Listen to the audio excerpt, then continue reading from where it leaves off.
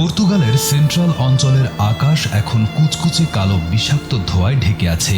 চারিদিকে শুধু লেলিহান শিখা আর ধ্বংসের ভয়ঙ্কর চিত্র। চোখের পলকে সবুজ বনভূমি পরিণত হচ্ছে শ্মশানে। পর্তুগালের ভৌজেলা এলাকায় ছড়িয়ে পড়া এই ভয়াবহ দাবানল এখন তৃতীয় দিনে গড়িয়েছে। কিন্তু প্রকৃতির এই বিপর্যয় কোনোভাবেই থামানো যাচ্ছে না। ইউরোপিয়ান ইউনিয়নের কোপার্নিকাস স্যাটেলাইট ম্যাপিং এজেন্সির সর্বশেষ তথ্য অনুযায়ী এরই মধ্যে প্রায় ৩০,০০০ একর বিস্তীর্ণ এলাকা পুড়ে ছাই হয়ে গেছে, এমনটি জানিয়েছে এপি নিউজ। আগুনের এই নরককুণ্ড থেকে প্রকৃতি ও স্থানীয় বাসিন্দাদের বাঁচাতে প্রাণপণ লড়াই করছেন ১২০০রও বেশি ফায়ার ফাইটার।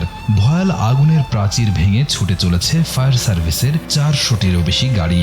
মাটি থেকে যখন ফায়ার ফাইটাররা লড়াই করছেন, তখন আকাশ থেকে অবিরাম পানি ফেলছে ১৫টি বিশেষ ফায়ার ফাইটিং এয়ারক্রাফট। এটি শুধু একটি দেশের সংকট নয়, বরং আন্তর্জাতিক সংহতির এক অনন্য নজিরও তৈরি করেছে। বিপদের এই মুহূর্তে ইউরোপীয় ইউনিয়নের সিভিল প্রোটেকশন মেকানিজমের অধীনে স্পেন থেকে ১২০ জন সাহসী ফায়ার ফাইটার ও ৪৫টি গাড়ি পর্তুগালে এসেছে। এছাড়া স্পেন এবং ইতালি পাঠিয়েছে তাদের অতিরিক্ত ফায়ার ফাইটিং বিমান।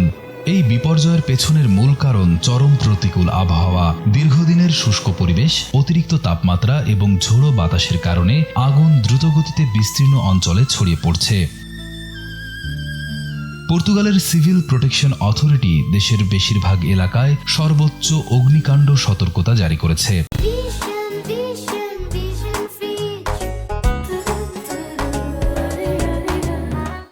দাবানল পরিস্থিতি শুধু পর্তুগালেই সীমাবদ্ধ নেই। স্পেনের জিরোনা অঞ্চল এবং গ্রিসের থেসালোকিনি শহরেও বড় পরিসরে আগুন ছড়িয়ে পড়েছে।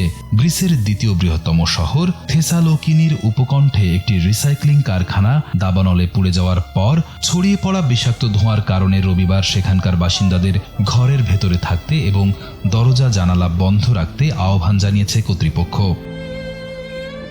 উষ্ণ ও শুষ্ক গ্রীষ্মে গ্রিসে প্রায়ই ধ্বংসাত্মক দাবানল হয়।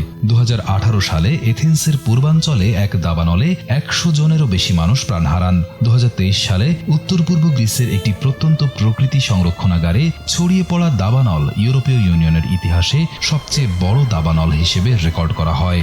চলতি গ্রীষ্মে পশ্চিম ইউরোপের অনেক অঞ্চলে যে তাপপ্রবাহ চলছে, তা থেকে গ্রিস কিছুটা রেহাই পেলেও দেশটির মূল ভূখণ্ড ও দ্বীপগুলোয় অসংখ্য দাবানলের ঘটনা ঘটেছে। রিয়াদ হোসেন, কালবেলা।